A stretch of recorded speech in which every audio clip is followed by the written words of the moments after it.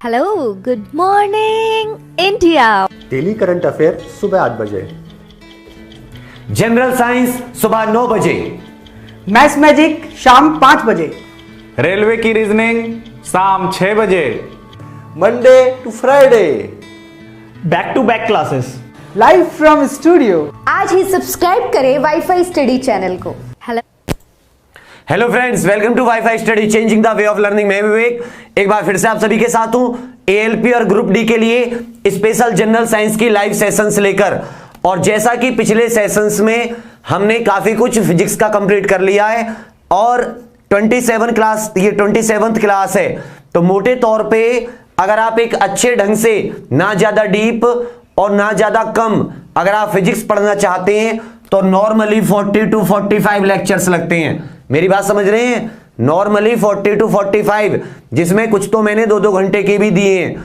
तो क्या है, जैसे आज हमारी 27वीं क्लास है तो कुछ साथियों के मन में डाउट था कि कितनी देर में या कब तक हमारा सिलेबस कंप्लीट हो जाएगा।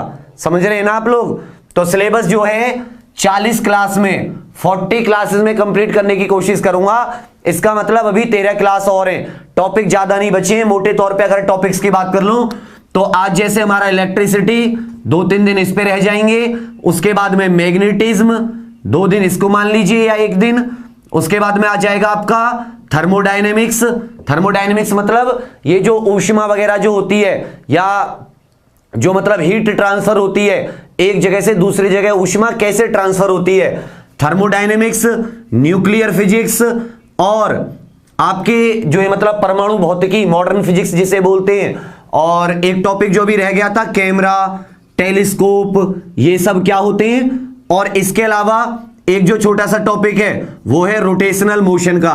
तो 1 2 3 4 5 6 मोटे तौर पे 5-6 टॉपिक हमारे बचे हुए हैं। जरा भी प्रॉब्लम मत लेना। एक बात मैं आपको अच्छे से बता दूं कि जो 80% क्वेश्चन आते हैं, जो 80% क्वेश्चंस आते हैं वो फिजिक्स आपकी पूरी हो चुकी है। अब जो बचेगा वो ज्यादातर क्वेश्चन थर्मोडायनेमिक्स से आते हैं और न्यूक्लियर फिजिक्स से आते हैं कि हैवी वाटर का यूज क्या होता है, ग्रेफाइट का यूज क्या होता है, आपने सुना होगा। जो न्यूक्लियर फिजिक्स होती है वहां से आते हैं।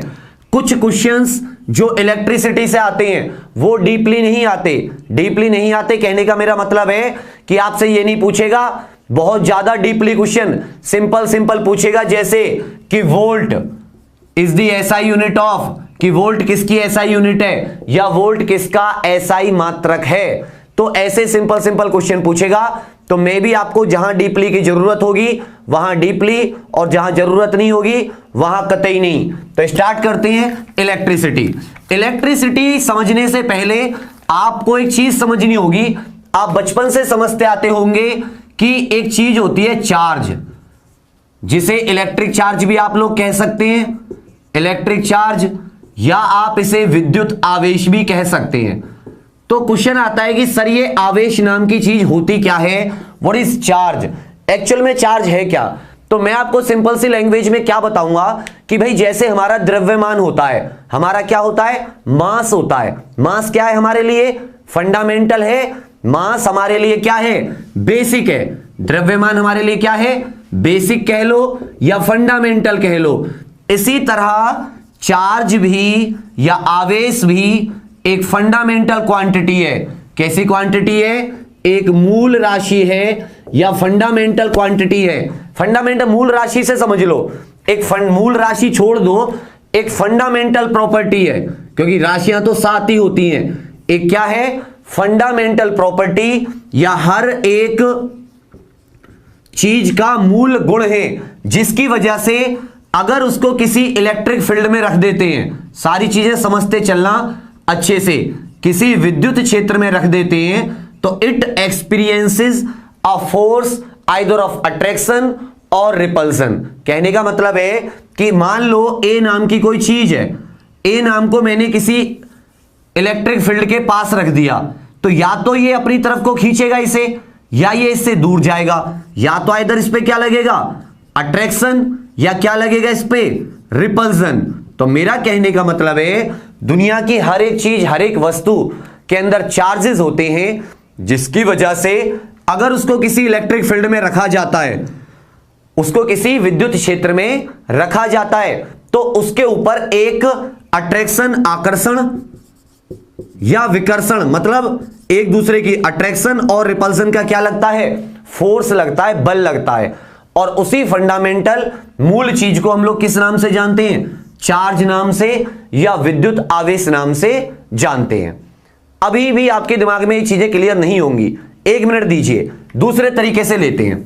तो देखिए, आपने दुनिया में जितनी भी चीजें हैं, जितने भी तत्व या जितनी भी चीजें हैं, वो सब किससे बनी है, एटम से बनी है। किससे मिलके बनी है, एटम्स कह लो या परमाणु कह लो, मिलके बनी है ना। जैसे हम कहते हैं कि भाई ऑक्सीजन है, ऑक्सीजन को हम सांस के रूप में लेते हैं, हवा के रूप में लेते हैं ना, हमें सांसों की जरूरत होती है। तो ऑक्सीजन किससे मिलके बनी है, एटम से मिलके बनी है। इसी तरह हम कहते हैं सोडियम, सोडियम भी किससे मिलके बनी है, एटम से मिलके बनी है। तो एटम एक सबकी फंडामेंटल क्वांटिटी है जिसको आप फर्दर डिवाइड नहीं कर सकते और ज्यादा नहीं बांट सकते। तो कुछ चीजें एटम से मिलके बनी होती हैं, ज्यादा सारी चीजें, और एटम जो मिलके बने होते हैं वो प्रोटॉन और इलेक्ट्रॉन एंड न्यूट्रॉन से मिलके बने होते हैं। किसके किसके मिलके बने होते हैं, प्रोटॉन, इलेक्ट्रॉन और न्यूट्रॉन। ठीक है। तो जो इलेक्ट्रॉन होते हैं इनके ऊपर होते हैं पॉजिटिव चार्ज। कैसा आवेश होता है, धनात्मक आवेश। जो प्रोटॉन होते हैं, इलेक्ट्रॉन के ऊपर नेगेटिव आवेश होता है, मतलब नेगेटिव चार्ज या ऋणात्मक। कैसा होता है, ऋणात्मक। और जो न्यूट्रल होते हैं, जो न्यूट्रॉन होते हैं, ये कैसे होते हैं साथियों, न्यूट्रल होते हैं। कहने का मतलब इन पे कोई भी चार्ज नहीं होता, नो चार्ज, कोई आवेश नहीं होता। तो जितनी भी चीजें हैं वो एटम से मिलके बनी है। और एटम किससे मिलके बने हैं, प्रोटॉन, इलेक्ट्रॉन और न्यूट्रॉन से। प्रोटॉन और न्यूट्रॉन, ये जो दो चीजें हैं, प्रोटॉन और न्यूट्रॉन, ये किसी भी एटम के न्यूक्लियस कह लो या केंद्रक कह लो, कहां रहती हैं, न्यूक्लियस या केंद्रक में। कौन कौन सी, प्रोटॉन और न्यूट्रॉन। जबकि जो इलेक्ट्रॉन होते हैं वो बाहर के अलग अलग ऑर्बिट्स में कह लो या अलग अलग शेल में कह लो, ऑर्बिट या अलग अलग मार्ग में इस न्यूक्लियस की परिक्रमा, इस न्यूक्लियस के अराउंड रिवॉल्व करते रहते हैं। तो चीज आ जाती है, जब इतना आपने सिस्टम समझा, अब आगे क्वेश्चन आता है कि कौन सी चीज कब पॉजिटिव आवेशित होती है, कौन सी चीज के ऊपर नेगेटिव चार्ज होता है, कैसे हमें पता चलता है। तो मेरी बात समझिएगा, एक चीज तो आपकी समझ में आ गई कि प्रोटॉन के ऊपर पॉजिटिव है, इलेक्ट्रॉन के ऊपर नेगेटिव है, न्यूट्रॉन के ऊपर कुछ भी नहीं है। अब जानेंगे कि किस चीज को हम कब पॉजिटिव कहते हैं और किस चीज को कब हम नेगेटिव कहते हैं। क्योंकि इलेक्ट्रिसिटी चार्ज के मिलने से बनती है, चार्ज के चलने से। चार्ज का मुख्य योगदान होता है, इंपॉर्टेंट होता है। इसलिए आप पहले चार्ज समझ लो, फिर आप पूरा समझ जाओगे चीजों को। तो देखो, मान लेता हूं ये सोडियम है, सबने देखा होगा सोडियम को Na से शो करते हैं। सोडियम को किससे शो करते हैं, नेट्रियम बोलते हैं ना इसको, Na। सोडियम का एटॉमिक नंबर कितना होता है, 11। सोडियम का एटॉमिक नंबर क्या होता है, परमाणु संख्या, परमाणु क्रमांक, एटॉमिक नंबर 11 होता है। 11 होने का मतलब क्या है, देखो ये इलेक्ट्रिसिटी है, थोड़ा सा समझने में समय लगेगा तो परेशान मत होना। तो 11 का मतलब क्या है कि इसमें 11 तो प्रोटॉन है, क्योंकि 11 कितने हैं, प्रोटॉन, और 11 ही क्या है इसमें, इलेक्ट्रॉन। तो मेरा कहने का क्या मतलब है कि जो एटॉमिक नंबर होता है किसी भी चीज का, परमाणु क्रमांक, वो प्रोटॉन के नंबर के बराबर होता है। और अगर कोई एटम न्यूट्रल है, कोई एटम या कोई परमाणु कैसा, न्यूट्रल। न्यूट्रल मतलब उसके ऊपर कोई भी चार्ज नहीं है, नो चार्ज, कोई आवेश नहीं है। तो जितने प्रोटॉन होते हैं उतने ही क्या होते हैं, इलेक्ट्रॉन होते हैं। जितने प्रोटॉन उतने क्या होते हैं, इलेक्ट्रॉन। चलो ठीक है, अब हमने क्या किया कि भाई इसको, इसके शेल में KLM आपने बचपन में कभी पढ़े होंगे 9th-10th क्लास तक, कि इलेक्ट्रॉन को हम क्या अलग अलग शेल्स में लगाते हैं, K शेल, L, M, इस तरह से। तो K में 2 आ गए, L में 8 आ गए, तो कितने बचे, M में 1 बचा। तो ये क्या कर देता है, अपने एक को दान कर देता है या डोनेट कर देता है या लॉस कर देता है, लूज कर देता है, मतलब दे देता है किसी और को। अब समझना मेरी बात को, जब इसने एक इलेक्ट्रॉन दे दिया, एक इलेक्ट्रॉन दे दिया, तो अब बताओ इलेक्ट्रॉन कितने रह गए इसके पास? पहले कितने थे? 11। एक दे दिया तो अब कितने रह गए? 10। इसके पास कितने प्रोटॉन थे भाई? प्रोटॉन तो उतने ही हैं जितने पहले थे, 11। मेरी बात समझ रहे हैं? इसके पास 11 प्रोटॉन थे, 11 इलेक्ट्रॉन थे। इसने एक इलेक्ट्रॉन दे दिया तो इसके पास इलेक्ट्रॉन कितने रह गए? 10। प्रोटॉन कितने रह गए? 11। अपने आप देख लो, प्रोटॉन क्या है? ज्यादा, मतलब पॉजिटिव क्या है? ज्यादा। ये क्या है? कम। 10 इलेक्ट्रॉन क्या है? कम। तो जो चीज ज्यादा हो जाएगी वही क्या हो जाएगा? उस एटम का चार्ज। तो हम क्या कहेंगे? जब भी कोई एटम अपने इलेक्ट्रॉन वगैरह दे देता है तो उसका नाम हो जाता है आयन। क्या नाम हो जाता है उसका? आयन। तो हम क्या कहेंगे कि Na जो Na है उसने एक इलेक्ट्रॉन दे दिया, मतलब उसने दान किया, मतलब उसके पास प्रोटॉन ज्यादा है, तो वो क्या हो गया? धनात्मक, पॉजिटिव चार्ज। क्या हो गया? पॉजिटिव चार्ज, धनात्मक। तो अब सिंपल सी एक चीज में इसको एक सिंपल सी डेफिनेशन हो जाती है कि कोई चीज पॉजिटिव चार्ज कब होगी? कि अगर प्रोटॉन इलेक्ट्रॉन से ज्यादा है। If protons are more than electrons then the atom is positively charge, धनात्मक आवेशित। दूसरे केस में देख लो, ये हो गया इसका केस। एक ले लेते हैं नेक्स्ट वाला, क्लोरीन का केस। किसका केस ले लो? क्लोरीन। तो क्लोरीन जो होता है उसका एटॉमिक नंबर कितना होता है? 17 होता है। 17 होता है, नहीं होता है? 17 होने का मतलब क्या है? कि 17 ही उसके पास प्रोटॉन है और 17 ही उसके पास क्या है? इलेक्ट्रॉन। अब मान लेता हूं कि उसको KLM शेल में हमने लगाया, उसको KLM इस तरह से लगाया तो कितने आया? 2, 8 और 7। ये सारी समस्या भी आपको बताऊंगा ऑक्टेट रूल केमिस्ट्री में। तो क्या हुआ कि अगर आप देखोगे तो एक चीज याद रखिएगा कि जिसका भी जो लास्ट वाला जो होता है इसमें अधिकतम 8 आ सकते हैं एक बार में। अधिकतम कितने आ सकते हैं? मैक्सिमम एक बार में, वन टाइम में मैक्सिमम 8 आ सकते हैं, 8। इसलिए इसको क्या बोला जाता है? Octet rule. तो अभी इसको कितने हैं? 7। इसको 1 की जरूरत है। इसको क्या है? 1 की जरूरत। तो ये किसी से ले लेगा तो इसके लास्ट में कितने हो गए? 8 हो गए। अगर ये किसी से 1 लेगा तो इसके पास, अब सोचो, 2, 8, 8, इसके पास इलेक्ट्रॉन कितने हो गए? क्योंकि लेना और देना किसका होता है? इलेक्ट्रॉन का। हमेशा जो स्पीसीज के बीच में या जो दो एटम के बीच में एक्सचेंज होता है वो हमेशा किस चीज का होता है? इलेक्ट्रॉन का। तो अब आप सिंपल सी भाषा में सोच लो कि यहां पे क्या हो गए? ये बहुत इंपॉर्टेंट कॉन्सेप्ट है, केमिस्ट्री में भी बहुत काम आएगा। यहां पे इलेक्ट्रॉन हो गए 18 और प्रोटॉन कितने हो गए? 17। क्योंकि प्रोटॉन तो जितने थे उतने ही हैं, सिर्फ क्या लिया गया है? इलेक्ट्रॉन लिया गया है। अब देखो नेगेटिव चार्ज ज्यादा हो गया तो मैं क्या कहूंगा? क्लोरीन इज नेगेटिवली चार्ज, या ये कहूंगा ऋणात्मक आवेशित। तो जब किसी के पास इलेक्ट्रॉन ज्यादा हो जाते हैं, जब क्या हो जाते हैं? Electron are more than protons, then the object या atom is said to be negative charge. तो ये हो गई चार्ज की बात कि जब प्रोटॉन ज्यादा तो पॉजिटिव चार्ज, जब इलेक्ट्रॉन ज्यादा तो नेगेटिव चार्ज। इसका मतलब प्रोटॉन क्या लेके चलते हैं? पॉजिटिव चार्ज, और इलेक्ट्रॉन क्या लेके चलते हैं? Negative charge. और इसकी वजह से ही इलेक्ट्रिसिटी उत्पन्न होती है। अब कुछ प्रॉपर्टीज होती हैं चार्ज की। चार्ज की क्या होती है? बहुत पूछी जाती हैं। प्रॉपर्टीज ऑफ चार्ज, तो लिख लीजिए properties of charge. Properties of charge, आवेश की विशेषताएं क्या होती है? सबसे पहले कि जो चार्जेस होते हैं वो कंजर्व होते हैं। Charges are conserved.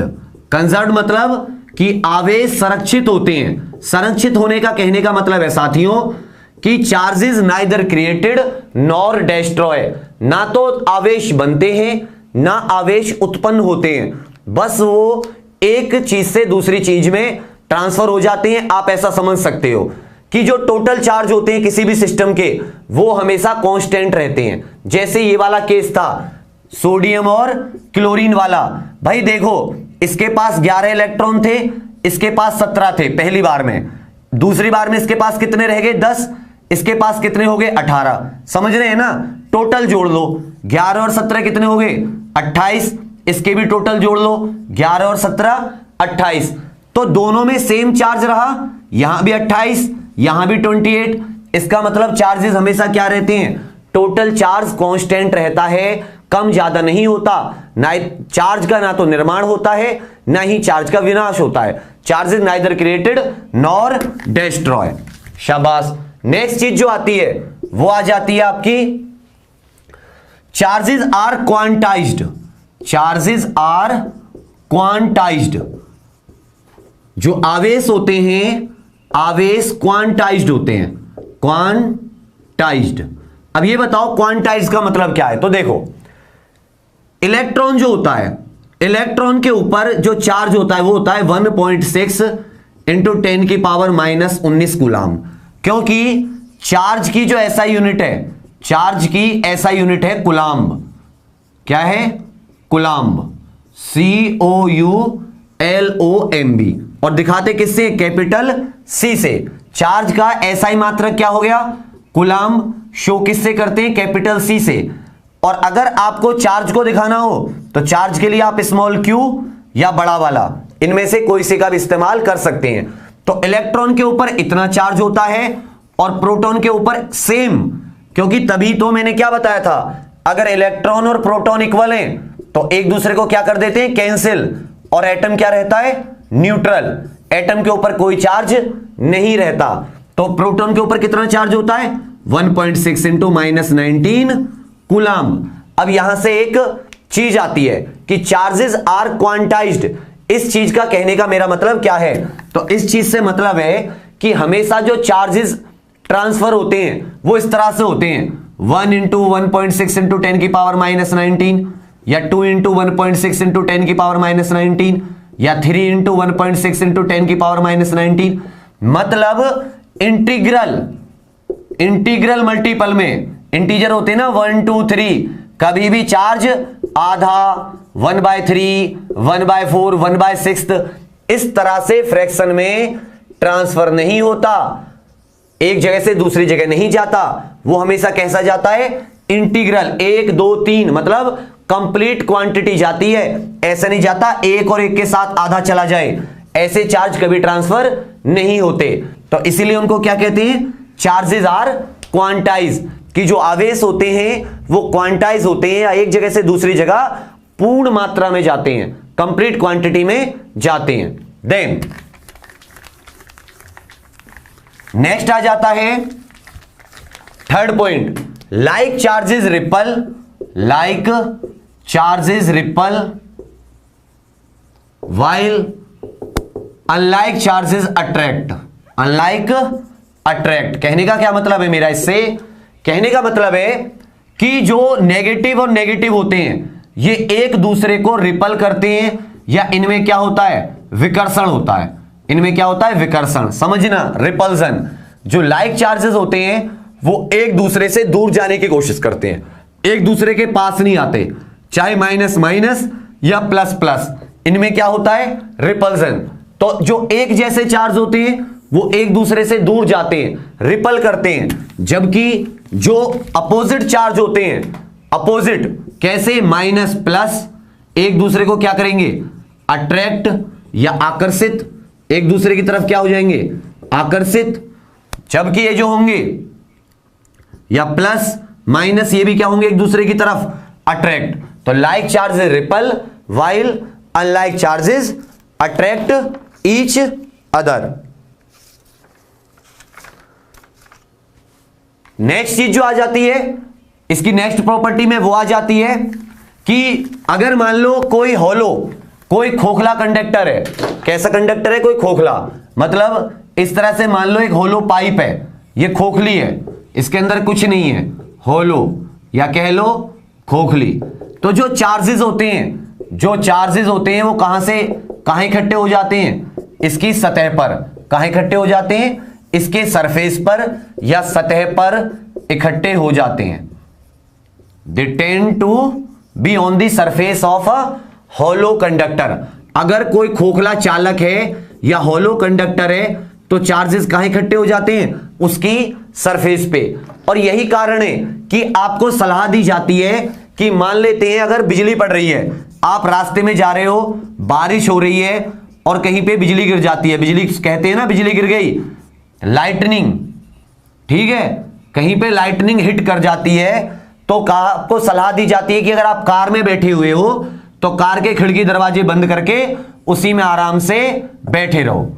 उसका कारण क्या है? बिजली गिरेगी, बिजली में क्या होते हैं? चार्ज होते हैं, और आपको भी मैंने बताया गाड़ी क्या होती है? खोखला कंडक्टर होती है, हॉलो। तो उसमें क्या होगा? जो चार्ज होंगे वो उसके ऊपर, मतलब उसकी जो बाहरी सतह होगी वहां पर रहेंगे और अंदर नहीं आएंगे, जिससे कि आप क्या रहोगे? सेफ रहोगे। तो कहीं पे लाइटनिंग वगैरह, बिजली, बारिश आती है तो चुप से गाड़ी में दुबक कर बैठ जाना चाहिए। तो ये हो गई चार्जेस की बात। अब आ जाता है नेक्स्ट क्वेश्चन क्या कहता है? इलेक्ट्रिसिटी क्या होती है? क्योंकि चार्ज तो आप समझ गए कि चार्ज हर एक फंडामेंटल प्रॉपर्टी होती है जिसकी वजह से वो अगर उसको किसी इलेक्ट्रिक फील्ड में रखा जाता है तो उसके ऊपर एक फोर्स लगता है, एक विद्युत बल लगता है, एक इलेक्ट्रिक फोर्स वो एक्सपीरियंस करती है। नेक्स्ट आ जाता है इलेक्ट्रिसिटी, विद्युत, इलेक्ट्रिसिटी जिसे क्या कह देते हैं? विद्युत। तो समझिएगा दो तरह की होती है, इलेक्ट्रोस्टैटिस्टिक्स, या इसे क्या कह सकते हैं? स्टैटिक इलेक्ट्रिसिटी, या स्थिर विद्युत। क्या कहेंगे इसको हिंदी में? स्थिर विद्युत, ठीक है। सेकंड करंट इलेक्ट्रिसिटी, या इसे क्या कहेंगे? विद्युत धारा। समझिएगा क्या हुआ कि इलेक्ट्रोस्टैटिस्टिक्स या स्थिर विद्युत क्या कहती है? तो स्थिर विद्युत का कहने का मतलब है चार्जेस एट रेस्ट, या जब आवेश विराम अवस्था में होते हैं, आवेश विराम अवस्था में होते हैं, तो उनकी वजह से जो विद्युत रहती है, उनकी वजह से जो इलेक्ट्रिसिटी रहती है, उसे क्या कहते हैं? स्टैटिक या स्थिर विद्युत। अब समझो इसको कैसे। तो देखो, ये एक मेरे हाथ में एक रेशम का सा क्या है? कपड़ा है, समझ रहे हो ना? हालांकि इससे शौक लगेगा, ठीक है। अब मान लो मैंने अपने इसको बॉडी पे घिसा, मैंने क्या करा? इसको बॉडी पे घिसा, तो बॉडी मेरी धीरे धीरे थोड़ी सी गर्म होगी, मतलब मैंने फ्रिक्शन किया। और अब जब मैं इस कपड़े को इस बॉडी के पास लेके जाऊंगा तो ये जो मेरे छोटे छोटे से रुएं हैं, इनको ये क्या करेगा? अट्रैक्ट कर लेगा। या ये समझ लो आपने कभी कभी ऊन के कपड़े बहुत जल्दी में ऐसे करके उतारे होंगे, तो क्या होता है वहां पे पीली पीली लाइटनिंग सी, थोड़ा थोड़ा चार्ज होता है ना। तो उसका कारण भी क्या है कि चार्जेस एट रेस्ट, उस समय जो आवेश होता है वो विराम अवस्था में होता है, और उसकी वजह से जब हम फोर्स वगैरह लगाते हैं बाहर से, कहीं पे कोई फ्रिक्शन वगैरह करते हैं, तो क्या होता है? वो उसके ऊपर कुछ जो आवेश हैं वो एक जगह से दूसरी जगह ट्रांसफर हो जाते हैं, और इसकी वजह से जो इलेक्ट्रिसिटी होती है उसे हम क्या कहते हैं? स्थिर विद्युत या स्टैटिक इलेक्ट्रिसिटी। एक और समझ लो, आपने कभी कभी देखा होगा कि जब आप बालों को ऐसे करते हो, कंघे को, तो ये क्या करता है कि अभी तो बालों में मतलब तेल है, तो वो क्या करता है? सूखे बालों को अट्रैक्ट कर लेता है। अभी नहीं कर रहा, मतलब थोड़ा थोड़ा क्या कर लेता है? अट्रैक्ट कर लेता है। उसका कारण भी क्या है कि कंघे और हमारे बालों के बीच में क्या है? एक मतलब फ्रिक्शन की वजह से एनर्जी डेवलप होती है, जिससे कुछ जो चार्ज हैं मेरे बालों से इस कंघे में, या इस कंघे से मेरे बालों में क्या आ जाते हैं? उत्पन्न हो जाते हैं, प्रोड्यूस हो जाते हैं। उसकी वजह से क्या होती है? स्टैटिक इलेक्ट्रिसिटी होती है। समझ रहे हैं ना मेरी बात को? तो अब ये जो स्टैटिक इलेक्ट्रिसिटी वाला जो चक्कर है, स्थिर विद्युत, इसमें एक चीज का इंसुलेटर होना जरूरी है। जैसे ये प्लास्टिक का बना कंघा क्या है? इंसुलेटर, मतलब कुचालक। ये अपने अंदर से चार्ज को जाने नहीं देता, ये अपने अंदर से आवेश को निकलने नहीं देता। और जो मेरे बाल हैं ये क्या हैं? ये सुचालक। बॉडी का हर एक हिस्सा बॉडी क्या है? सुचालक होती है। आपके अंदर इलेक्ट्रिसिटी लग जाती है तो करंट लगता है ना, शॉक लगता है ना। तो स्थिर विद्युत में चार्जेस क्या रहती हैं? रेस्ट में।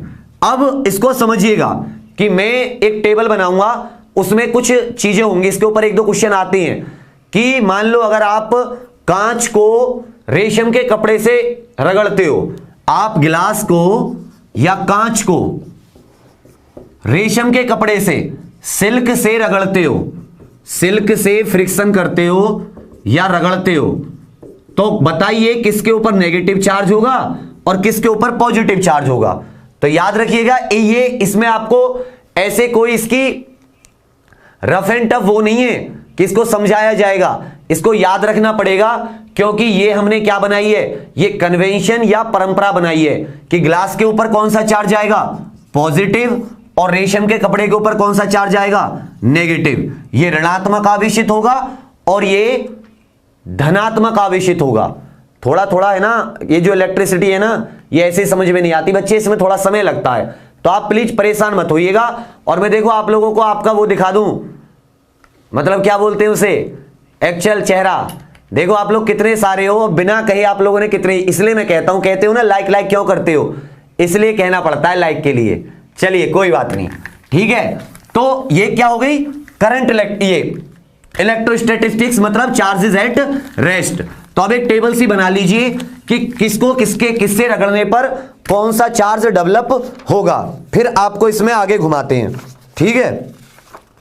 तो देखिए जो पहले हैं, जो पहले नंबर पे, पहले दूसरे तीसरे ऐसे लिखे जा रहे हैं, इनको लिखते रहो फटाफट।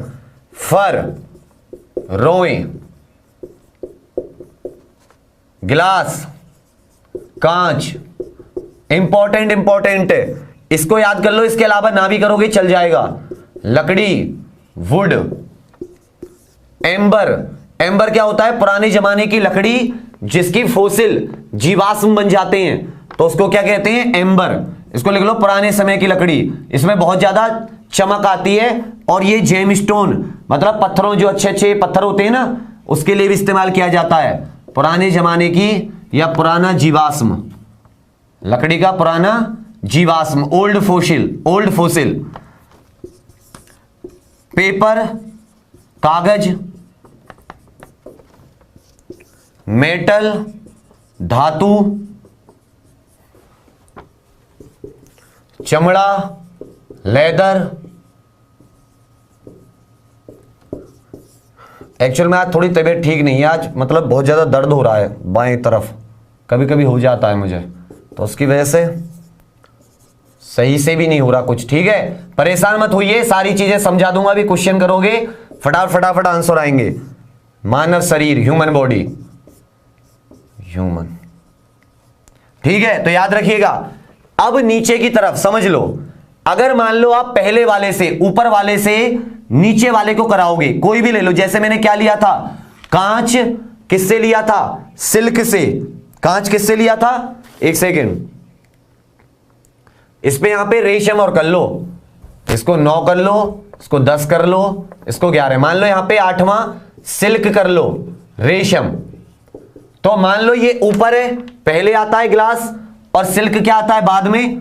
तो अगर पहले वाले का बाद वाले से आप अगर घिसोगे या फ्रिक्शन दोगे, इनको रगड़ोगे, तो क्या होगा, पहले वाले पे पॉजिटिव चार्ज आएगा, धनात्मक, और बाद वाला जो है उस पे क्या आएगा, नेगेटिव चार्ज। अगर आप इनमें से पहले वाले को बाद वाले के साथ घिसोगे, तो पहले वाले पे कैसा चार्ज आएगा, पॉजिटिव, कांच पहले है ना, और बाद वाला जो नेगेटिव, सिल्क, उसमें क्या आएगा, नेगेटिव। इसी तरह आप कांच को पेपर से घिसो, तो कांच पे कैसा आएगा, पॉजिटिव, और पेपर पे कैसा आएगा, नेगेटिव।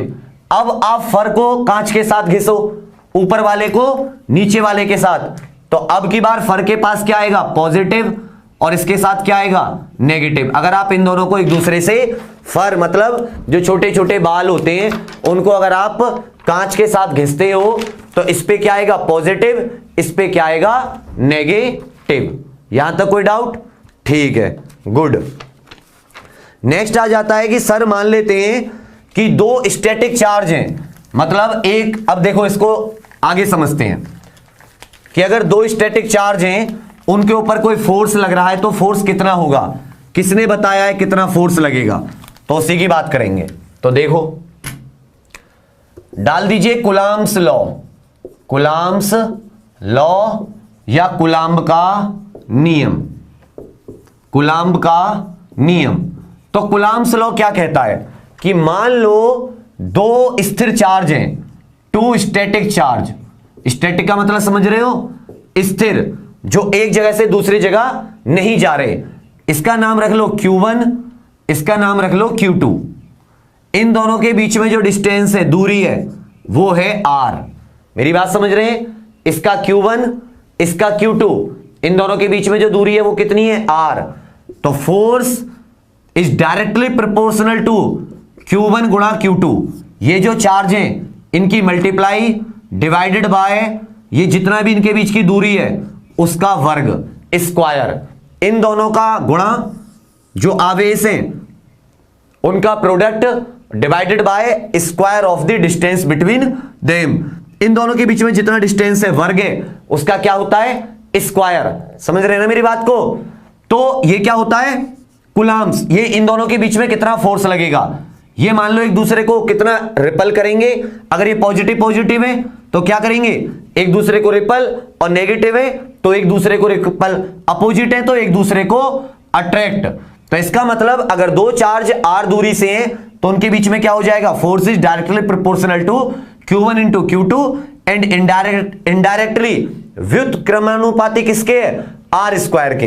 अब अगर हमने इसका क्या हटाया? इसका ये प्रोपोर्शनलिटी का साइन हटाया तो हमें क्या मिलेगा? एक वैल्यू मिली जिसे क्या बोलते हैं? 1/4 पाई एप्सिलॉन नॉट। इसको क्या बोलते हैं? Epsilon not. ठीक है, एप्सिलॉन नॉट। ये होती है परमिटिविटी। अभी बताऊंगा इसके बारे में, क्योंकि ये अगर हमने प्रोपोर्शन का साइन हटाया तो हमें क्या मिला? 1/4 पाई एप्सिलॉन नॉट। और ये जो 1/4 पाई एप्सिलॉन नॉट है, इसकी वैल्यू होती है 9 इंटू 10 की पावर 9। 9 इंटू 10 की पावर 9।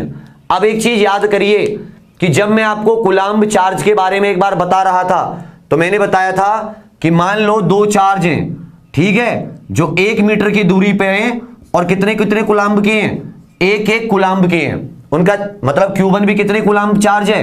1 कूलम्ब। ऐसा यूनिट कूलम्ब थी ना। और Q2 भी कितना है? 1 कूलम्ब। इनके बीच में कितना डिस्टेंस है? 1 मीटर।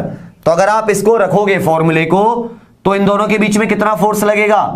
1/4 पाई एप्सिलॉन नॉट, और ये तो सब 1 इंटू 1/1 हो जाएगा। ये सब क्या रह जाएगा? 1। इसके बराबर फोर्स लगेगा और इसकी वैल्यू कितनी है? 9 इंटू 10 की पावर 9 न्यूटन। कि कूलम्ब वो सबसे छोटा फोर्स, मतलब 1 कूलम्ब वो चार्ज है अगर उसके दो चार्ज 1 कूलम्ब के अगर 1 मीटर दूरी पर रखे जाएं तो उनके बीच में कितना फोर्स लगेगा? 9 इंटू 10 की पावर 9 न्यूटन का। तो इतने न्यूटन का फोर्स अगर दो चार्ज के बीच में लग रहा है 1 मीटर दूर होते हुए, तो उसे हम क्या कहेंगे? 1 कूलम्ब चार्ज कहेंगे। ये जो 1/4 पाई एप्सिलॉन नॉट है, इसकी वैल्यू कितनी है? 9 इंटू 10 की पावर 9। बात आती है कि ये एप्सिलॉन नॉट क्या है। बात आती है तो ये एप्सिलॉन नॉट क्या है? तो इसमें दो चीजें होती हैं। एक होती है परमिटिविटी। क्या होती है? परमिटिविटी, जिसे क्या बोलते हैं? विद्युतशीलता। विद्युतशीलता का मतलब होता है resistance to the charge flow.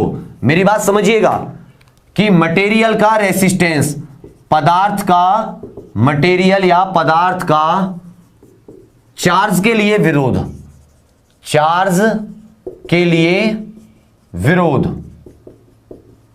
समझ रहे हैं कि कोई भी जो मटेरियल पदार्थ है जिसके अंदर से क्या कर रहे हैं? चार्ज जाने की कोशिश कर रहा है, तो वो इसको कितना रोक रहा है या कितना। ये रेसिस्टेंस वाली बात नहीं है, ये रेसिस्टेंस से अलग है। इसमें क्या है कि ये चार्ज का, या मान लो कि अपने अंदर से इलेक्ट्रिक फील्ड को, इसको एग्जैक्ट क्या कर लो? इलेक्ट्रिक फील्ड को अपने अंदर से जाने से रोके। चार्ज में रेसिस्टेंस पहुंच जाओगे आप। ये रेसिस्टेंस की बात नहीं है। कहने का मतलब कि अगर किसी के अंदर से इलेक्ट्रिक फील्ड फ्लो हो रहा है, मतलब विद्युत क्षेत्र जा रहा है, तो उस विद्युत क्षेत्र को वो कितना रोक रहा है, उसे हम क्या कहते हैं? परमिटिविटी। और इसको किससे दिखाते हैं? एप्सिलॉन। सिर्फ ई। किससे दिखाते हैं? एप्सिलॉन से। तो जो वैक्यूम होता है, वैक्यूम मतलब जो निर्वात होता है, तो निर्वात की जो परमिटिविटी होती है वो क्या होती है? 0 होती है। जो वैक्यूम होता है उसकी जो परमिटिविटी होती है, निर्वात, क्योंकि निर्वात इलेक्ट्रिक फील्ड आने जाने पे कोई विरोध नहीं करता, उसकी जो परमिटिविटी होती है, वैक्यूम परमिटिविटी कह दो इसको, या निर्वात विद्युतशीलता, ये कितनी होती है? ये होती है 0। और इसी को आप किससे दिखा देते हो? एप्सिलॉन नॉट से। एक होती है रिलेटिव परमिटिविटी, ER, ये क्या होती है? मटेरियल की परमिटिविटी डिवाइडेड बाय इसकी वैक्यूम की permittivity, E upon epsilon not. याद रखिएगा, E अपॉन एप्सिलॉन नॉट। तो ये किस किस की होती है? ये होती है किसी की भी रिलेटिव परमिटिविटी। हवा की होती है 1। हवा की कितनी होती है?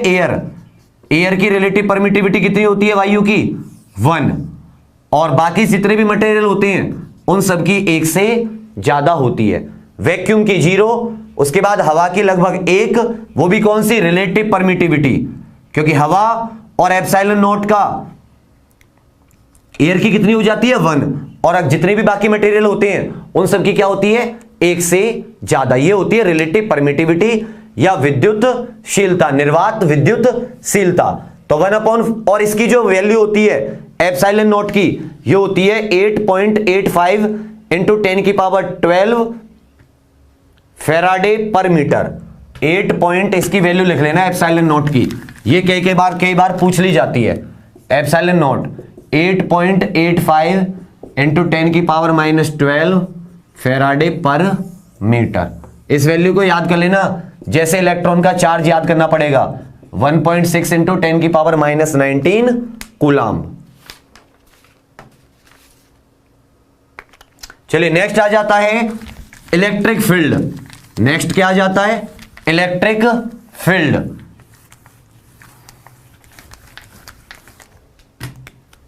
इलेक्ट्रिक फील्ड, विद्युत क्षेत्र। तो देखो, ये कोई यूनिट पॉजिटिव, ये कोई Q1 चार्ज है, ठीक है, यहां पे रखा हुआ है। अब इसके और पास का उतना एरिया जहां तक इसका फोर्स क्या हो सकता है? महसूस किया जा सकता है। याद रखिएगा, चार्ज के the area around charge in which the electric force of this charge can be experienced, कि इस विद्युत चार्ज के चारों तरफ वो क्षेत्र जहां तक इसका जो इलेक्ट्रिक फोर्स है या जो विद्युत बल है उसका प्रभाव हो या उसको महसूस किया जा सके, उसे हम क्या कहते हैं? किसी का भी इलेक्ट्रिक फील्ड। उसे हम क्या कहते हैं? किसी भी चीज, किसी भी उसके लिए इलेक्ट्रिक फील्ड, ठीक है। और ये होता है फोर्स पर यूनिट चार्ज। क्या होता है? फोर्स पर यूनिट चार्ज। एक सदिश राशि है, वेक्टर क्वांटिटी है, ठीक है। इलेक्ट्रिक फील्ड क्या है? फोर्स पर यूनिट चार्ज एक सदिश राशि है, या क्या कह सकते हैं? एक वेक्टर क्वांटिटी है, जिसकी ऐसा यूनिट क्या हो जाती है? न्यूटन पर कूलाम्ब। न्यूटन पर कूलाम्ब। इलेक्ट्रिक क्षेत्र, विद्युत क्षेत्र, इसको कभी कभी इलेक्ट्रिक फील्ड इंटेंसिटी भी बोलते हैं। इलेक्ट्रिक फील्ड इंटेंसिटी, विद्युत क्षेत्र तीव्रता की। मान लो जो चार्ज है वो जो फोर्स है वो पर यूनिट चार्ज कितना है, तो जितना ज्यादा फोर्स पर यूनिट चार्ज उतना ही उसका इलेक्ट्रिक फील्ड या उतनी ही उसकी विद्युत क्षेत्र तीव्रता। ऐसा यूनिट क्या होती है इसकी? न्यूटन पर कूलाम्ब। ऐसा यूनिट क्या होती है इसकी? न्यूटन पर कूलाम्ब। सेकंड चीज, इलेक्ट्रिक फील्ड लाइंस। अब देखो, इसको समझ लीजिएगा, इसमें 2-3 चीजें याद करने लायक हैं। Electric field lines, electric field lines, विद्युत क्षेत्र रेखाएं। तो देखो, ये है पॉजिटिव चार्ज, ये है नेगेटिव चार्ज। तो याद रखिएगा, पॉजिटिव से निकलती हैं। किससे निकलती हैं? पॉजिटिव से निकलती हैं। आपने जो डायग्राम देखे होंगे वो इस तरह के देखे होंगे।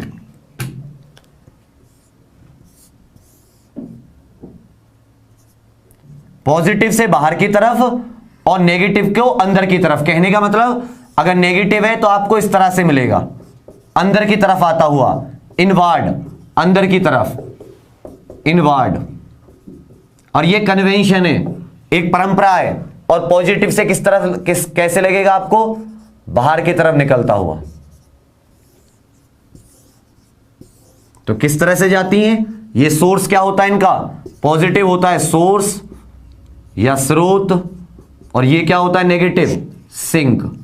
दूसरी बात, आप किसी भी इलेक्ट्रिक फील्ड लाइन ये बताती है कि जो चार्ज है, जो एक आवेश है, उसके आने जाने का मार्ग क्या होगा। जो इलेक्ट्रिक फील्ड लाइन से ये बताती है कि चार्ज के आने जाने का मार्ग क्या होगा। दूसरी बात कि अगर आप इस पे कोई टेंजेंट डालोगे, आप किसी भी लाइन पे क्या डालोगे, कोई टेंजेंट डाल रहे हो, क्या डाल रहे हो, कोई टेंजेंट। टेंजेंट का मतलब समझते हो ना, स्पर्श रेखा। तो अगर आप टेंजेंट डालोगे तो आपको क्या मिलेगा, direction of electric field, direction of electric field.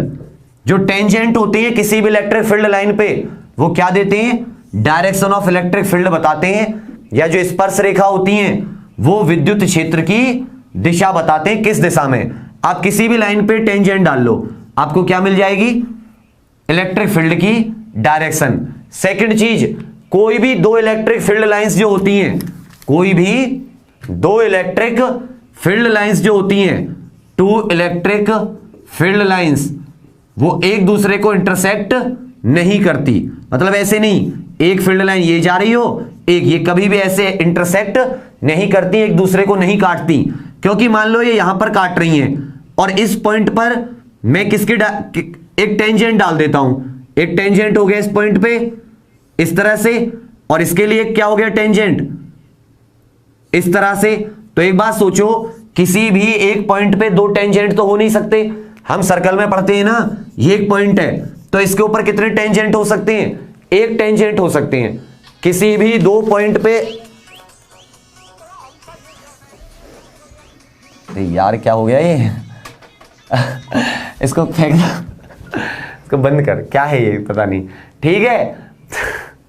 तो क्या हुआ कि जो दो जो मतलब इलेक्ट्रिक फील्ड लाइंस हैं वो कभी भी एक दूसरे को कट नहीं करती, एक दूसरे को इंटरसेक्ट नहीं करती।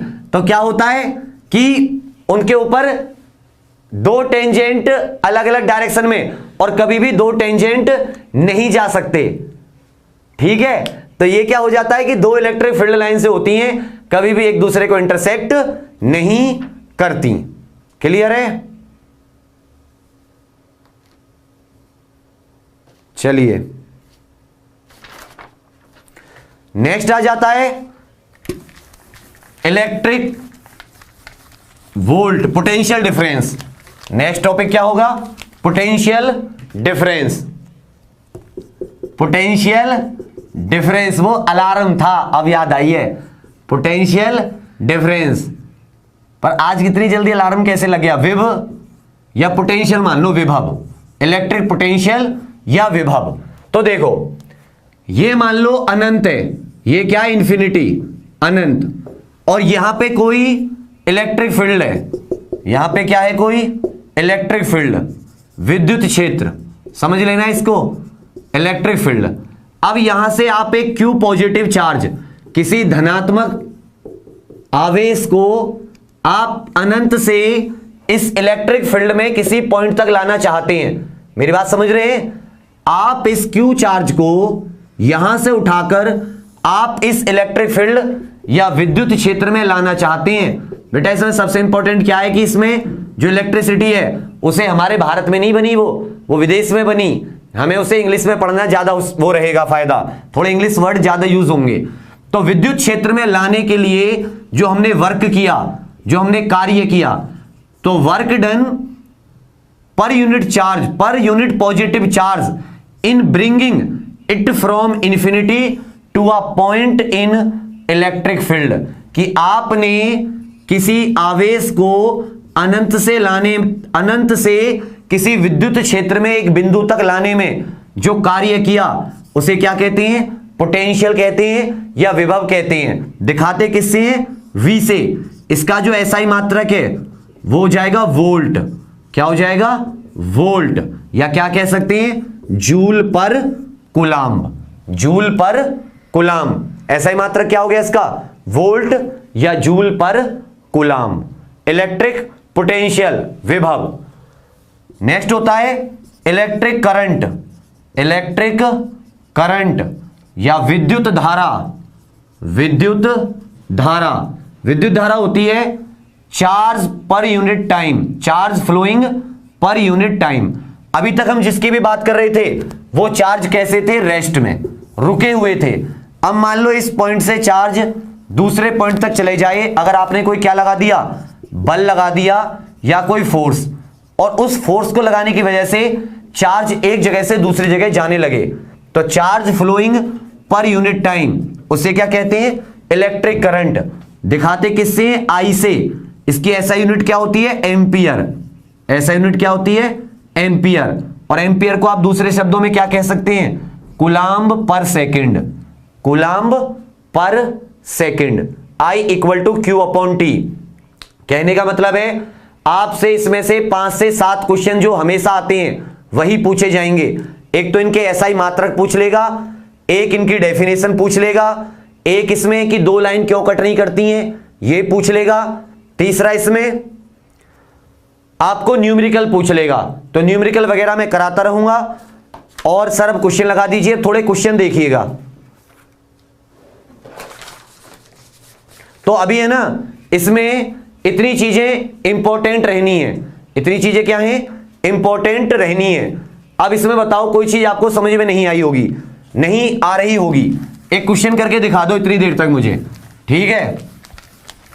एक क्वेश्चन करके दिखाओ, ये जब तक ये क्वेश्चन लग रहे हैं, ये पिछली बार का है कि radius of curvature is 20 centimetre.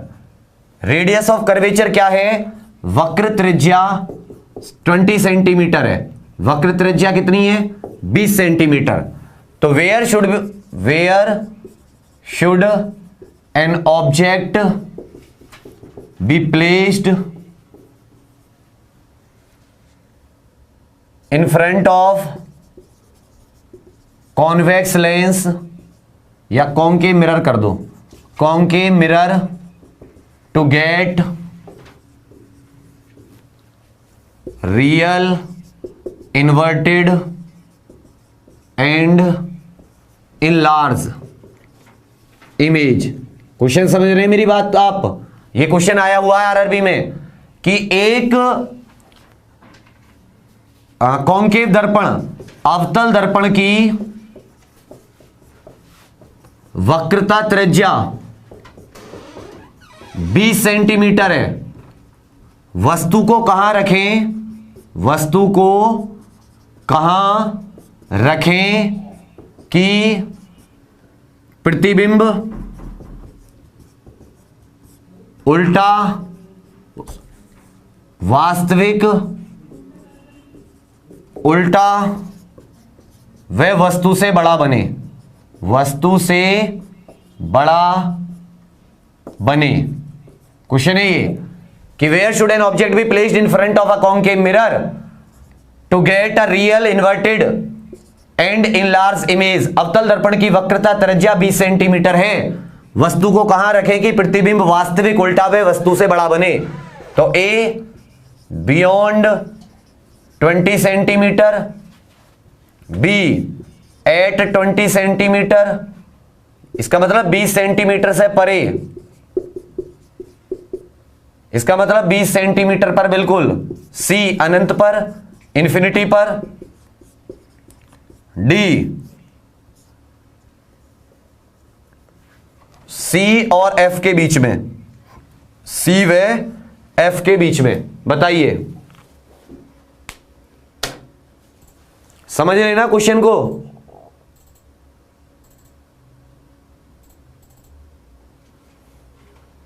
बेटा आज का जो लेक्चर है ना, इसको थोड़ा सा आप है ना एक बार बुक हो आपके पास उससे में भी पढ़ना, क्योंकि इसमें थ्योरी ज्यादा थी। ये जो चैप्टर है इलेक्ट्रिसिटी, इसमें थ्योरी ज्यादा है, समझना। मतलब आवेश क्या होते हैं, ये हमारी मतलब ये फोर्स वगैरह तो हम डेली पढ़ते भी रहते हैं, वर्क वगैरह, इसमें हम सबसे कम पढ़ते हैं इसको, इलेक्ट्रिसिटी को। तो परेशान मत होना, मुझे पता है इतना समझ में नहीं आया होगा, हो सके तो लाइक कर देना, इच्छा हो तो। लेकिन फिर भी मुझे पता इतना समझ में नहीं आया होगा, लेकिन आप लोग कोशिश करना मत छोड़ना। एक बार में नहीं, दूसरी बार में आ जाएगा। और इसमें सिर्फ मेन टॉपिक करेंगे हम लोग, क्योंकि टाइम मतलब इसको समझाने के लिए मुझे भी थोड़ा सा वैसा चाहिए, नॉर्मल, थोड़ा पढ़ के आओ, आवेश क्या होते हैं ये सब चीज पता है, मुझे पता है बच्चा, मुझे पता है, मैं सब समझूं तुम्हारी।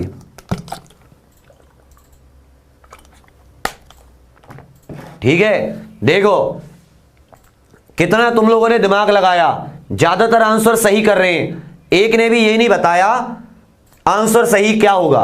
अरे भैया तुम क्या कर रहे हो, हैं कैसे कर रहे हो तुम लोग गलत आंसर? तुम्हें समझ नहीं आ रही कि ये कॉन्केव मिरर है, ये कॉन्केव मिरर है जिसमें केव बनी हुई है, और इसके 6 केस बताए थे मैंने। ये क्या हो गया इसका? पोल, ध्रुव। ये क्या हो गया? फोकस।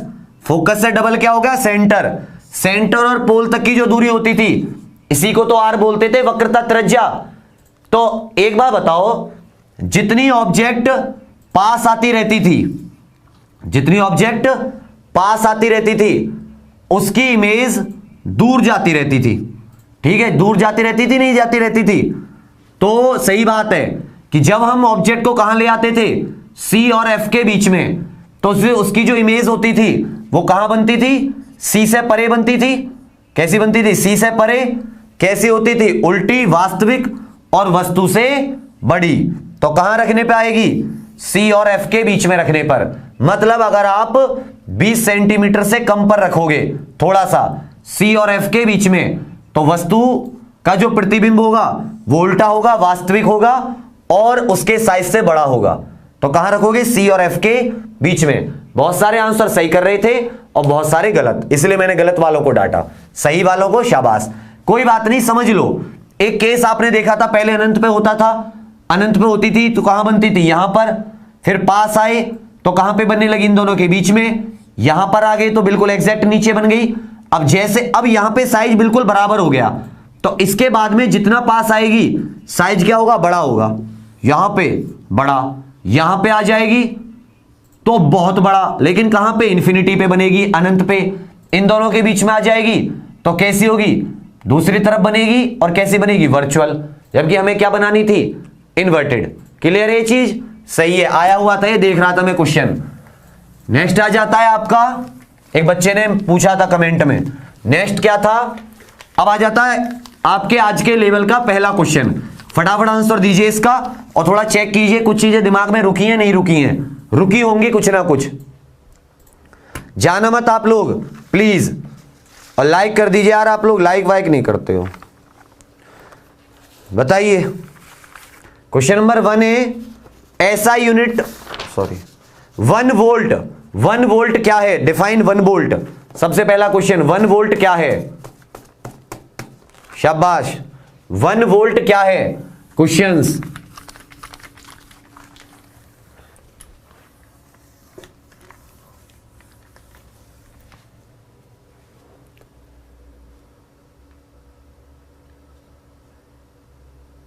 क्वेश्चन नंबर 1, ओ सॉरी, अच्छा, ये कहीं गायब हो गए क्या क्वेश्चन? ओके, क्वेश्चन नंबर 1 है, sorry, an object experiences an electric force when it put in an electric field due to. किसी विद्युत क्षेत्र में रखने पर वस्तु पर विद्युत बल लगने का कारण है मास, वेट, चार्ज, एक भी नहीं। क्वेश्चन नंबर 1 बिल्कुल सही आंसर, नंबर सी, आवेश, चार्ज। चार्ज की वजह से तो उस पर एक फोर्स लगता है, क्योंकि या तो वो फोर्स अपनी तरफ खींचेगा या उसे अपने से दूर करेगा। क्वेश्चन नंबर 2 बिल्कुल सही, बहुत सही आंसर कर रहे हैं आप लोग। अब धीरे धीरे देखना सारी चीजें क्लियर हो जाएंगी, रुके रहो, बिना रुके मत जाना। 5 मिनट का काम है, 10 क्वेश्चन है, या 10 या 12, 12 है, एक मैंने करा दिया 13। क्वेश्चन नंबर 2 है, dash electrons constitute 1 coulomb of charge. कितने इलेक्ट्रॉन बनने से 1 कूलम्ब चार्ज बनता है?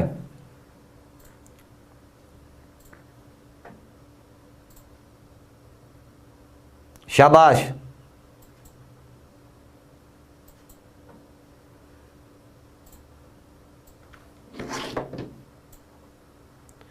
एक कूलाम चार्ज में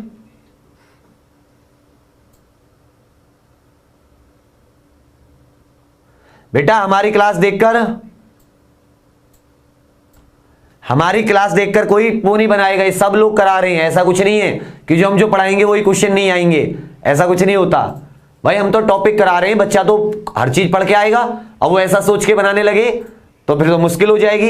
कह रखा है एक कूलाम चार्ज में कितने इलेक्ट्रॉन होते हैं। तो देखो ये न्यूमेरिकल है, इसको ऐसे समझो कि एक इलेक्ट्रॉन में कितना चार्ज होता है। एक इलेक्ट्रॉन में 1.6 इंटू 10 की पावर -19 कूलाम होता है ना। तो हमें कितना, एक कूलाम चार्ज निकालना है। एक कूलाम चार्ज कितने में होगा, तो ये वैल्यू क्या हो जाएगी, कितने इलेक्ट्रॉन चाहिए। तो 1/1.6 इंटू 10 की पावर -19 कितने में, एक कूलाम चार्ज में कितने इलेक्ट्रॉन्स होंगे। तो ये पॉइंट है, ऊपर चला जाएगा, क्या हो जाएगा 10 की पावर -19 ऊपर जाके क्या हो जाएगी 10 की पावर 19। इसमें से एक 10 को निकाल लो, कहां लगा दूं, यहां पे लगा दो, तो कितना हो जाएगा 10 की पावर 18। ठीक है, और जब मैं 16 से 100 को डिवाइड करूंगा तो क्या आ जाएगा 6.25 इंटू 10 की पावर 18। इतने इलेक्ट्रॉन मिलके एक कूलाम चार्ज बनाते हैं, equal to 1 coulomb of charge. ठीक है, एक कूलाम के एक इलेक्ट्रॉन के अंदर इतना चार्ज होता है। तो मतलब या इसको ऐसे समझ लो कि 1.6 इंटू 10 की पावर -19 कूलाम चार्ज एक इलेक्ट्रॉन के अंदर। तो एक कूलाम चार्ज कितने के अंदर होगा, कम के लिए, और ये जब इसका ऊपर जाएगा, ये -19 ऊपर जाके 19, एक हटा लो, इसमें लगा दो एक 10 को, तो 100 हो गया। 100 को 16 से डिवाइड करोगे तो कितना आएगा 6.25। तो क्वेश्चन नंबर सेकंड का क्या हो गया, बी। क्वेश्चन नंबर 3 बिल्कुल सही, ये आएगा क्वेश्चन 100%।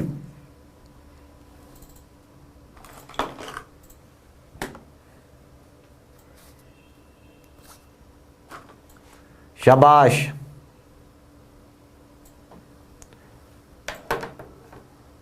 शाबाश, धन्यवाद धन्यवाद।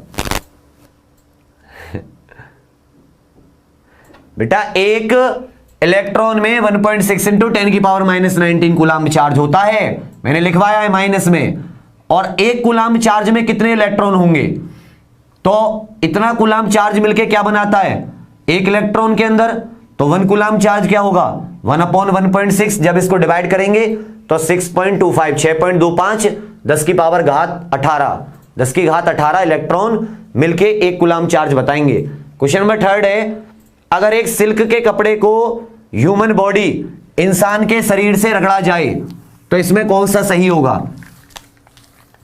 मैंने बताया था आपको 8 रो लिखवाए थे, उनमें जो ऊपर होता था उस पे पॉजिटिव आता था, नीचे नेगेटिव। तो ये 8वें नंबर पे था और 10वें नंबर पे था मानव का शरीर। तो सिल्क पे आ जाएगा पॉजिटिव, सिल्क पे क्या आ जाएगा, अभी देख लो आंसर, सिल्क ऊपर था रेशम, तो रेशम पे आ जाएगा पॉजिटिव। और मानव का जो शरीर है ह्यूमन बॉडी, उस पे चार्ज कैसा आ जाएगा नेगेटिव।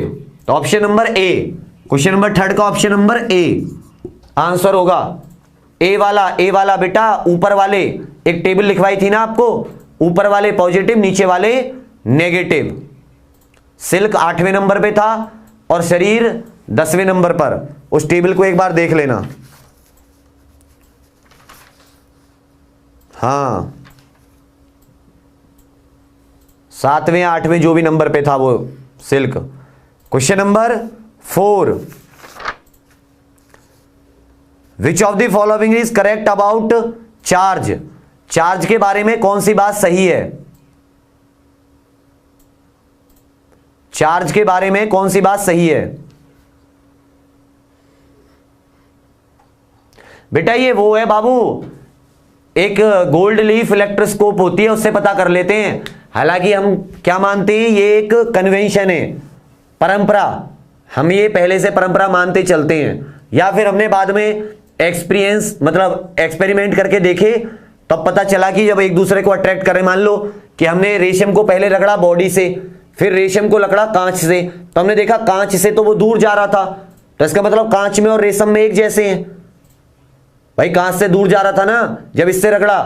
तो इस तरह से हमने जब कई सारे एक्सपेरिमेंट करे तब पता लगा, एक कन्वेंशन बनाई, एक परंपरा बनाई कि सिल्क में पॉजिटिव होगा, शरीर में नेगेटिव होगा। Question number 5। Question number 4, which of the following is correct about charge? आवेश के संबंध, चार्ज कंजर्व होते हैं, क्वांटाइज होते हैं, खोखले चालक में आवेश सतह पर पाए जाते हैं। क्वेश्चन नंबर 4 का डी सभी सही हैं। प्रॉपर्टीज या कैरेक्टरिस्टिक ऑफ चार्ज सारे सही हैं, बिल्कुल सही। क्वेश्चन नंबर 5, बेटा क्वेश्चन से सारी चीजें क्लियर हो जाती हैं, थोड़ा एक बार कॉन्सेप्ट कर लो फिर क्वेश्चन। इसीलिए मैं कहता हूं जो पढ़ो उसके बाद में एमसीक्यू लगाओ, एमसीक्यू लगाओ, सिर्फ एमसीक्यू मत लगाओ, पहले पढ़ो फिर लगाओ। शाबाश। डी,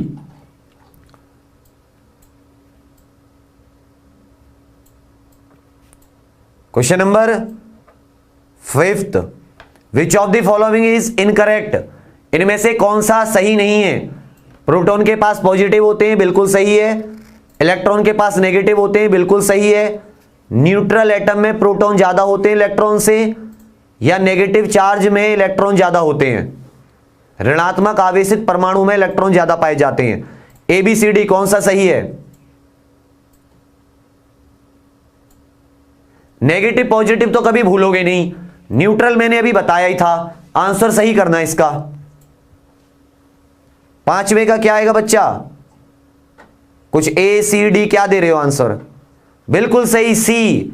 सर क्वेश्चन हटा दीजिए बेटा। न्यूट्रल एटम जो होता है ना क्वेश्चन नंबर 5 में, जो न्यूट्रल एटम होता है, न्यूट्रल मतलब कोई चार्ज नहीं, नो चार्ज, कोई आवेश नहीं, नो चार्ज। तो इसका मतलब नो चार्ज का मतलब कब होगा? जब प्रोटॉन और इलेक्ट्रॉन इक्वल होंगे। प्रोटॉन और इलेक्ट्रॉन क्या होंगे? बराबर। जबकि इसमें क्या कह रखा है कि प्रोटॉन ज्यादा है। तो मैंने क्या बताया था, अगर प्रोटॉन ज्यादा होंगे इलेक्ट्रॉन से तो वो पॉजिटिव चार्ज होगा, इलेक्ट्रॉन ज्यादा होंगे तो वो क्या होगा? Negative charge. भाई नेगेटिव ज्यादा तो नेगेटिव, पॉजिटिव ज्यादा तो पॉजिटिव। लेकिन यहां पे क्या है? न्यूट्रल, तो न्यूट्रल में दोनों होंगे बराबर। तो क्वेश्चन नंबर 5 का हो जाएगा सी। ये इनकरेक्ट है, ये सही नहीं है सी वाला। न्यूट्रल मतलब नो चार्ज, कोई आवेश नहीं। क्वेश्चन नंबर 6, और पढ़ के आया करो घर से। कहते हो बोर्ड पे अच्छा मत लिखो, बुरा मत लिखो, मैं क्या बता रहा हूं, मैं सिर्फ समझाने के लिए हूं यहां पर। 1 घंटे में मेरे पास इतना समय नहीं होता कि बच्चा मैं आपको चीजों को लिखवा भी दूं अच्छे से। तो बाबू मैं क्या कह रहा हूं, आप पढ़ के आया करो, आपको पता होता अगले दिन का टॉपिक। ये आपकी मोरल ड्यूटी है कि आप पढ़ के आया करो, अगर आप अच्छा स्टूडेंट और अगर आप सच में जॉब के लिए गंभीर हैं, सीरियस हैं। SI unit of charge, charge का एसआई मात्रक क्या है? Coulomb, joule, Newton, Faraday. Coulomb. Question number 6 का तो अभी बताया था, एसआई मात्रक क्या है? Coulomb. Question number 7,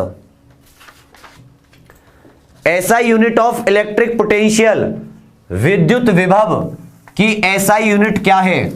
electric potential अभी लास्ट में कराई थी। इलेक्ट्रिक पोटेंशियल की एसआई यूनिट क्या है? बिल्कुल सही।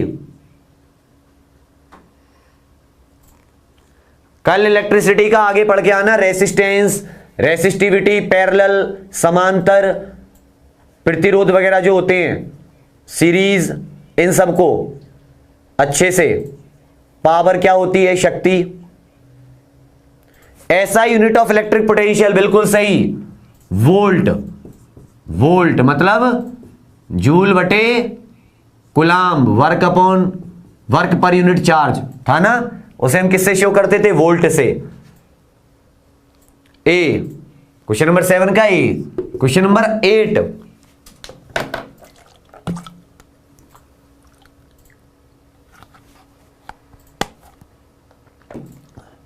लाइक वगैरह कर देना बाबू, आपका मन हो तो, इतना ही कहेंगे।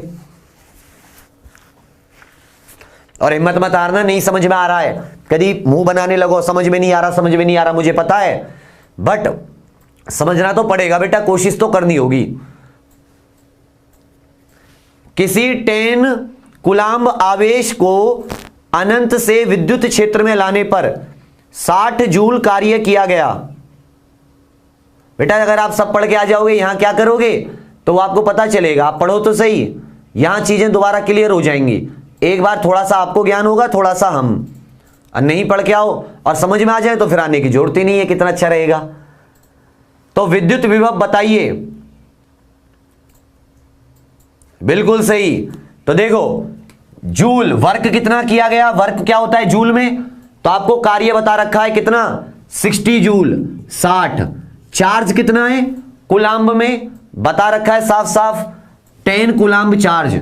आपसे पूछा है कितना विद्युत विभव, फॉर्मूला क्या होता है, वर्क अपॉन चार्ज। वर्क कितना है 60, चार्ज कितना है 10, तो कितना वोल्ट पोटेंशियल लगा, 6 वोल्ट। तो आंसर क्या हो जाएगा बी। क्वेश्चन नंबर 8 का आंसर क्या हो जाएगा बी। कार्य बटे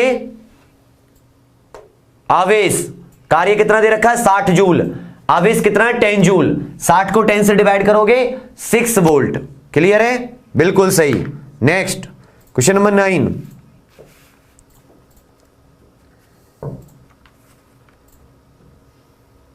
शाबाश,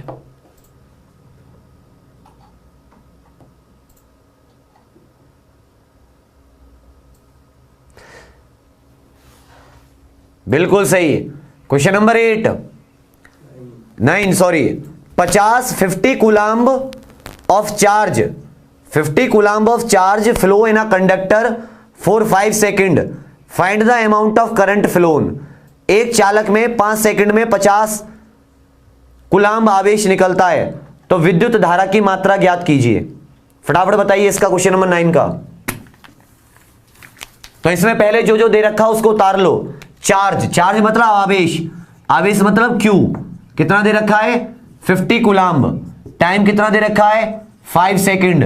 विद्युत धारा आई पूछा है, इलेक्ट्रिक करंट क्या पूछा है, electric current, find the amount of current phloem. विद्युत धारा की मात्रा, एक फॉर्मूला लिखवाया था अभी कि I equal to Q upon T, लिखवाया था ना। Charge flow per unit time, per unit second, Q कितना है 50, टाइम कितना है 5, तो कितना एम्पियर करंट निकल गया 10 एम्पियर। क्योंकि आपको पता है कि इसकी विद्युत धारा की एसआई यूनिट क्या होती है, एसआई मात्रक एम्पियर, तो 10 एम्पियर करंट। तो आंसर क्या हो जाएगा क्वेश्चन नंबर 9 का सी। क्वेश्चन नंबर 10 बिल्कुल सही, शाबाश।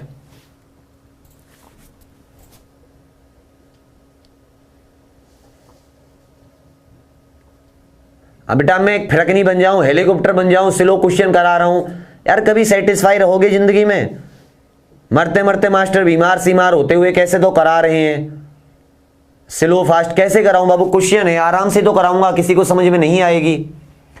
क्वेश्चन नंबर 10, सर्वाधिक विद्युत चालकता, सबसे हाईएस्ट कंडक्टिविटी, मतलब जो अपने अंदर से बिजली को बहुत जल्दी लेके जाता है या जो विरोध बहुत कम करता है, वो आवेश को बहुत आराम से जाने देता है।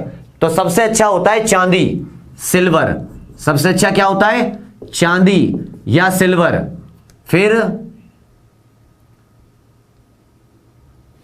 कॉपर, एल्यूमिनियम, ये सब क्या होते हैं, बहुत अच्छे कंडक्टर होते हैं। तो क्वेश्चन नंबर 10 में हाईएस्ट सबसे अच्छा कंडक्टर कौन सा है, ए सिल्वर, चांदी।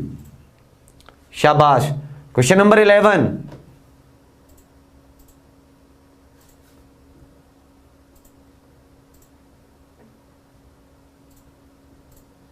शाबाश। चांदी सबसे अच्छा कंडक्टर होता है। इसमें ये भी क्वेश्चन पूछ सकता है, 3 ऑप्शन दे देगा, ए बी सी और डी। ड्राई वुड, सूखी लकड़ी, पूछ लेगा इनमें से कौन सा कंडक्टर नहीं है, तो आपको पता है ये तीनों तो होते हैं, सिल्वर कॉपर एल्यूमिनियम, कौन सा नहीं होता, वुड। 1 वोल्ट क्या है, 1 वोल्ट डिफाइन करना है। 1 volt is the electric potential when 1 joule of work is done in carrying a 1 coulomb positive charge from infinity to a point in electric field. बिल्कुल सही। बी वाला force acting per unit area, वो तो pressure हो जाएगा।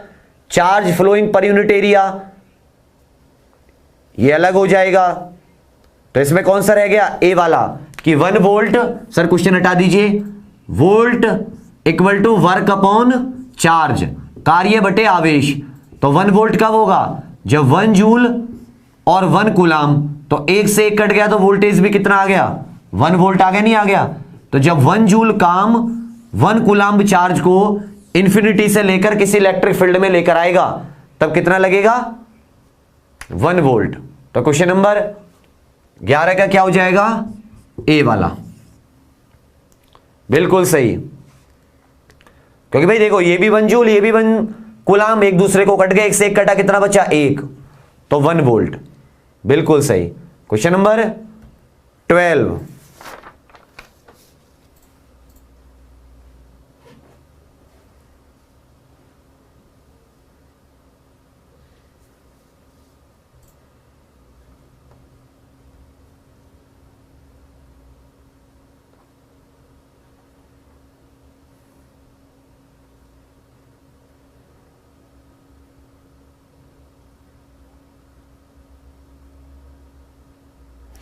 The force acting between two static charges is directly proportional to their product and indirectly proportional to the square of distance between them.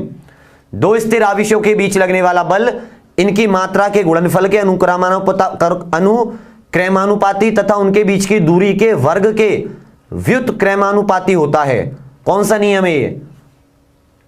Coulomb, Om, Newton's या Kirchhoff? बिल्कुल सही। Sir हटा दीजिए question.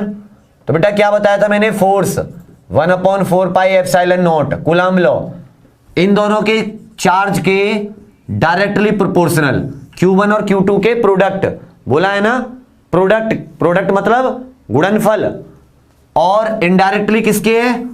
इनके बीच में जो दूरी होती है, इनके बीच में जो दूरी होती है उसके वर्ग के व्युत्क्रमानुपाती, तो R स्क्वायर। तो ये कौन सा नियम है? कूलाम्ब्स लॉ। तो क्वेश्चन नंबर 12 का क्या हो गया? सी, कूलाम्ब्स लॉ। आज के लिए इतने क्वेश्चन रखते हैं साथियों। कल आप लोग रेसिस्टेंस प्रतिरोध, रेसिस्टिविटी प्रतिरोधिकता, इलेक्ट्रिक पावर ऊर्जा, उसके बाद में ओम का नियम, ओम्स लॉ, उसके बाद में आप लोग कुछ चुंबकीय प्रभाव के बारे में भी पढ़ के आना। उसके बाद में फिर हम लोग रासायनिक ऊष्मीय प्रभाव पढ़ के तब जानेंगे विद्युत सेल, ठीक है, एसी डीसी करंट, इन सब के बारे में अच्छे से पढ़ के आना कि इलेक्ट्रिक करंट से मैग्नेटिक फील्ड जनरेट हो सकता है, चुंबकीय प्रभाव, केमिकल, ऊष्मीय, ये सब जानेंगे। बल्ब की फिलामेंट किसकी बनी होती है? इलेक्ट्रिक प्रेस की। बल्ब में कौन सी गैस भरी जाती है? इन सब से काफी क्वेश्चंस आते हैं और यही क्वेश्चंस आपको आरआरबी में मिलेंगे। इससे ना ज्यादा हार्ड इससे कुछ नहीं हो सकता। हार्ड बस थोड़ा सा कॉन्सेप्चुअल हो सकता है, ठीक है। तो अपने कमेंट करके मुझे क्लास कैसी लगी, कुछ समझ में नहीं आया हो तो प्लीज रिक्वेस्ट है 2 बार देखना, कोशिश करना। इसके बाद में जो आप क्लास देखते हो तो आप चाहें तो ल्यूसेंट की आती है जनरल साइंस, अरिहंत की आती है, किरण वगैरह की भी आती हैं, और भी हजारों बुक्स आती हैं। आप कोई भी एक किताब लेके चाहें तो थ्योरी कर सकते हैं, इट डिपेंड्स अपॉन यू। वरना आप यहां से पढ़ के और एमसीक्यू कर रहे हैं प्रीवियस ईयर के, तो आप लोग अराउंड 99% क्वेश्चंस को अच्छे से कर पाओगे। 1-2% क्वेश्चन क्या होते हैं, वो आपके दिमाग को कॉन्सेप्ट है, सब कुछ पढ़ाया हुआ है, आते उसी से हैं, डायरेक्ट नहीं होते, थोड़ा सोचना पड़ता है। समझ रहे हैं? कमेंट करके जरूर बताना स्कोर कितना है लाइव के बाद में कमेंट करके बताना, और लाइक जरूर कर देना, शेयर जरूर कर देना। शेयर नहीं करोगे तो फिर आप ही पाप के हकदार बनोगे, ठीक है। पढ़ते रहना, टेंशन मत लेना, सिलेबस अच्छे से कंप्लीट कर लेंगे सब चीज का, और आपको इस बार अच्छे से फायदा भी होगा, क्योंकि मेहनत कभी बेकार नहीं जाती। ओके, चलिए धन्यवाद, थैंक यू। और हमारी आरआरबी एएलपी की टेस्ट सीरीज आ चुकी है, आप टेस्ट सीरीज खरीद लीजिए, बहुत अच्छी टेस्ट सीरीज है, आपको और ज्यादा इसमें से फायदा होगा। ओके फ्रेंड्स, थैंक यू, धन्यवाद, जय हिंद।